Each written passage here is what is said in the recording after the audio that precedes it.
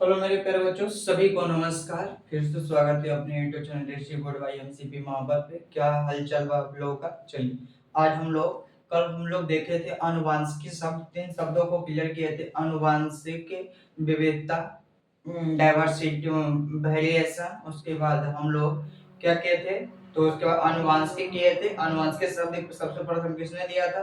फिर विविधता हम लोग की, फिर उसके बाद वंशागत की, हेरिडिटी। आज हम लोग मेंडल के कुछ उनके नियम को नहीं, मेंडल के बारे में जानेंगे। उन्होंने मटर के पौधा या आनुवंशिक की खोज में क्यों लिए थे। शुरू से लेकर अंत तक इस वीडियो में बने रहिए। तब तक के लिए आप लोगों को ढेर सारी शुभकामनाएं अपने YouTube channel district board by MCP मोहब्बत पे।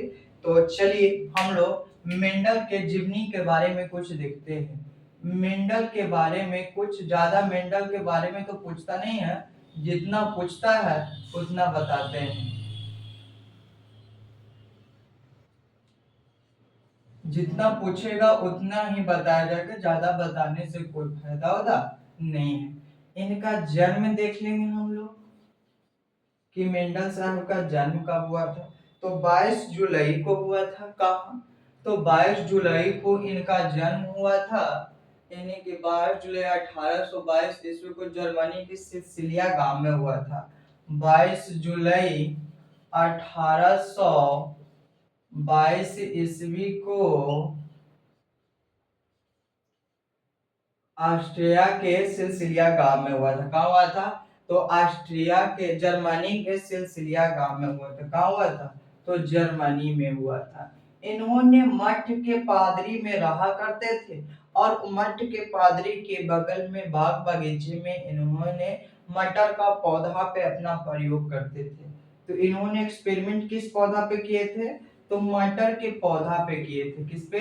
तो मटर के पौधा। इसका वैज्ञानिक नाम क्या होता है? तो Pisum sativum. Pisum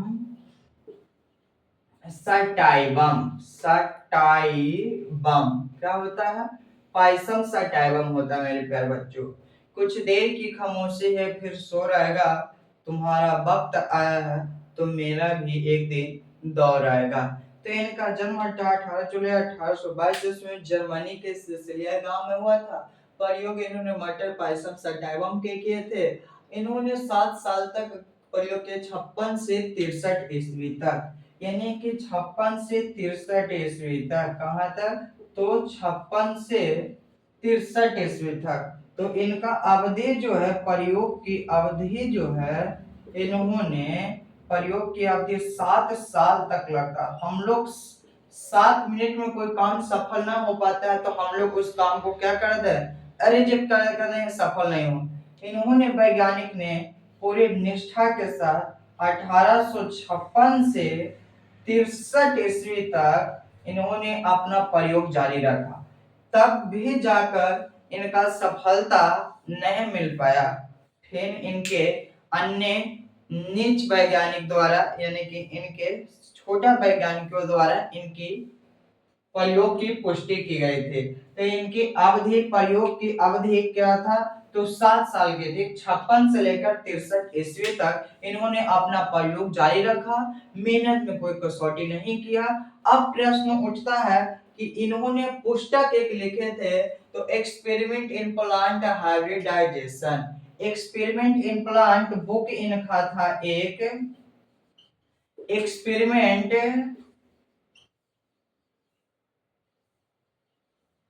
experiment in plant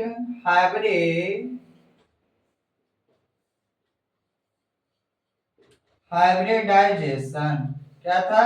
hybridisation. इन्होंने किताब लिखे थे, experiment in plant experiment in plant hybridization. क्या किताब लिखे थे?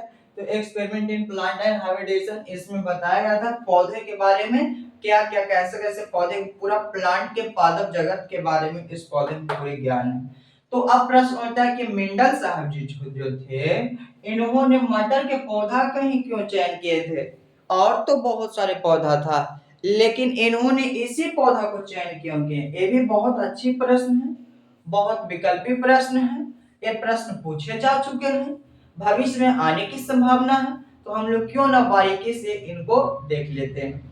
तो मटर के पौधा चुनने का इनका मेंडल जी का कई कारण हो सकते हैं जी। जैसे देखिए, मटर का पौधा जो होता है अल्पकालिक विकसित पौधा होता है। इनमें बौना और लंबा का गुण पाया जाता है। इन एक साल में आसाना होगा, एक साल में कई उत्पादक दे देता है, जिस कारण से प्रयोग में आसानी होता है।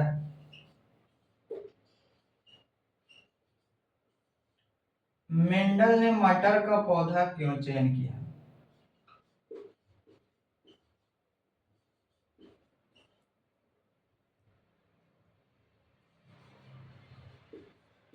मटर पर प्रयोग क्यों किया?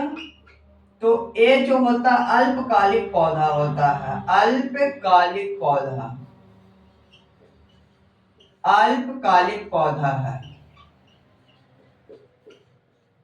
इसमें बौना और छोटा का को बौना प्लस लंबा दोनों का गुण पाया जाता है। क्या? बौना और लंबा दोनों का गुण पाया जाता है। यह एक वर्षीय होता, अल्पकालिक बोल दिए तो इसी में लिख लीजिए एक वर्षीय होता है। क्या होता है? एक वर्ष में ये समाप्त हो जाता है। समझ में आया? मटर के पौधा में लंबा विकर्षी गुण मौजूद होता है। मटर के पौधा एक वर्ष में अनेकों बीज उत्पन्न करते हैं, यानी एक वर्ष में, एक ईयर्स में अनेकों बीज मटर के पौधा उत्पन्न करता है, जिससे प्रयोग में आसानी होता है। प्रयोग करने में आसानी मिल जाती है। इस कारण से इस कारण से यानी मटर का पौधा का चयन किए थे। पहला क्या है जी? तो अल्पकालिक अर्थात एक वर्षीय होता है। इसमें बौना और लंबा दोनों का गुण पाया जाता है। इसमें जो है एक वर्ष में अनेकों बीज उत्पन्न करता है मटर के पौधा, जिससे प्रयोग में आसानी संभव हो पाती है। मटर के पुष्प द्विलिंगी होता है। कैसा होता है जी? द्विलिंगी होता है। द्विलिंगी मतलब एक ही पुष्प में नर और मादा दोनों पाया जाएगा, मेल प्लस फीमेल, जिससे परागण की क्रिया आसान हो जाती है। परागण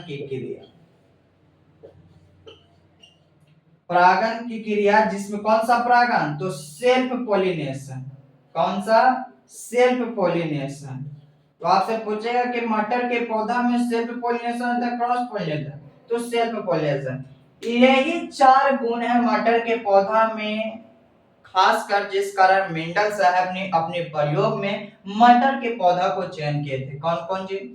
तो इसमें अल्पकालिक अर्थात एक वर्षीय होता है, जिससे जल्दी जल्दी उगाना संभव हो पाता है, जिससे उनके गुणों का क्या होता है? परीक्षण होता है। दूसरा, मटर के पौधा में बौना और लंबा दोनों का गुण पाया जाता है, जिससे प्रयोग में आसानी होता है, परीक्षण में आसान मिलता है। यह एक वर्षीय पौधा है जो एक वर्ष में अनेकों बीज उत्पन्न करता है, जिससे प्रयोग में आसानी होता है, जिस कारण मेंडल साहब ने अपने प्रयोग में मटर के पौधा का चयन किए थे। लास्ट क्या है? तो मटर के पौधा द्विलिंगी अर्थात नर और मादा का अंश एक ही पौधा में पाया जाता है, जिसके कारण स्वपरागण की क्रिया कराने में संभव हो पाता है। तो इस कारण से मेंडल साहब ने अपने प्रयोग में मटर के पौधा का चयन किए थे। किसी प्रकार के देखकर आपने बात में लिख लीजिएगा। चलिए फिर से मैं आपके लिए बोल देता हूँ कि मटर के मेंडल साहब ने अपने प्रयोग में मटर के पौधा का चयन क्यों किए थे। वीडियो को पॉज कर करके आप लोग लिखते रहिएगा। पहला पॉइंट लिखेंगे, यह अल्पकालिक अर्थात एक वर्षीय होता है, जिस कारण से मेंडल साहब मटर के पौधा का चयन किए थे। दूसरा, यह इसमें मटर के पौधा में लंबा और बौना दोनों गुण पाए जाते हैं। तीसरा लिखेंगे, यह मटर के पौधा एक वर्ष में अनेकों बीज उत्पन्न करता है, जिस कारण से प्रयोग में आसानी होता है, इसलिए मेंडल साहेब ने अपने प्रयोग में मटर के पौधा का चयन किया था। लास्ट है चौथा, मटर के पौधा दोलिंगी होता है, अर्थात उसमें नर और मादा दोनों का गुण पाया जाता है, जिस कारण उसमें स्वपरागण की क्रिया कराने में संपन्न सक्षम हो पाते हैं, जिसलिए मटर के पौधा के लिए मेंडल साहब ने इसका चयन किया था। अब हम एक दो शब्दों को समझते हैं जो आगे आपको काम देगा। समरूपी, विषमरूपी, हेट्रोजेनियस, होमोजेनियस, ये सब शब्द हम लोग देखते हैं कि क्या होता है बायोलॉजी में इसका अर्थ। तो सम मतलब होता है बराबर और यूनिट मतलब होता है क्या, तो यूनिट का मतलब होता है आपका, तो यूनिट का मतलब होता है मेरे प्यारे बच्चों, तो युग्मक होता है। एक होता है आपका सम यूनिट,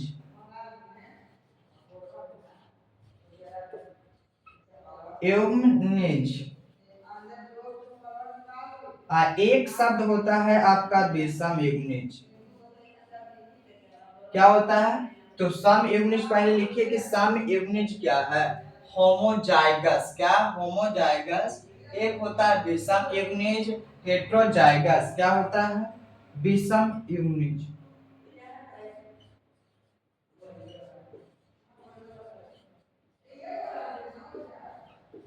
विषम यूनिट और एक होता है लक्षण प्रारूप।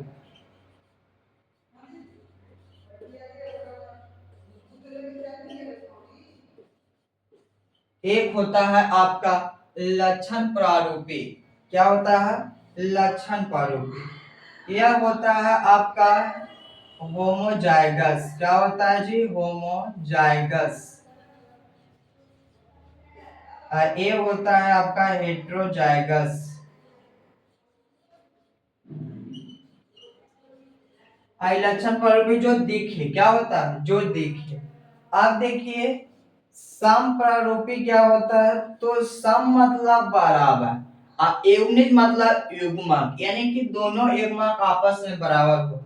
जैसे कैपिटल आर, उसके बाद small R, capital T, small T, small T, ये सब युग्मिक आपस में बराबर है। ए कैपिटल आर दोनों बराबर है, capital small R, capital T का स्मॉल आर, तो ये सब आपस में बराबर है, तो इसे हम लोग सम यूनिट बोलते हैं। क्या बोलते हैं मेरे प्यारे बच्चों, तो सम यूनिट बोलते हैं। विषम यूनिट क्या है, तो विषम यूनिट यही है कि इसमें एक अलग होगा तो एक, जैसे कैपिटल आर और स्मॉल आर, कैपिटल टी और स्मॉल टी, कैपिटल ए और स्मॉल बी, स्मॉल ए, कैपिटल बी और स्मॉल बी। तो ये हो गया आपका विषम यूनिट होता है। क्या होता है, विषम यूनिट। एक होता है लक्षण प्रारूपी अनुपात, फेनोटाइपिक रेशियो। क्या होता है, लक्षण प्रारूपी अनुपात, फेनोटाइपिक।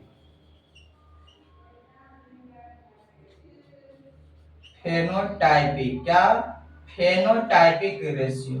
लक्षण प्रारूपी अनुपात जो दिखे, बौना लंबा रेशियो, बौना क्या, लंबा, लंबाई किसी व्यक्ति में होता है वो दिखता है, जैसे बौनापन होगा तो भी दिखेगा किसी व्यक्ति में, लंबा रेशियो बौना, जो जो लंबा होगा उसमें दिखेगा और बौना होगा वो भी दिखेगा। एक होता है आपका जीन प्रारूपी होता है, जीनोटाइप बोलते हैं जिसको, क्या बोलते हैं, जीन प्रारूप होता है। क्या होता है जी, एक होता है आपका जीन प्रारूपी, जीन प्रारूपी, तो इसमें क्या होता है, तो कैपिटल टी ये अंदर की बात है, capital T small T, capital R small R, फिर कैपिटल आर, ये सब गुण जो होता है जीन प्रारूपी अनुपात जीनोटाइप होता है। क्या होता है, जीनोटाइप होता है, जिस कारण ये अंदर के भाग ये दिखता उगता नहीं है। तो आई होप कि यहाँ तक आप लोगों को पूरी अच्छे से समझ में आया होगा। तो फिर हम लोग कल मेंडल के मोनोहाइब्रिडाइजेशन प्रोसेस देखेंगे, एक संकरण प्रक्रिया देखेंगे, फिर द्विसंकरण देखेंगे। इस प्रकार से हम लोग लहे लहे आगे बढ़ते रहेंगे। तब तक के लिए शुक्रिया, नमस्कार।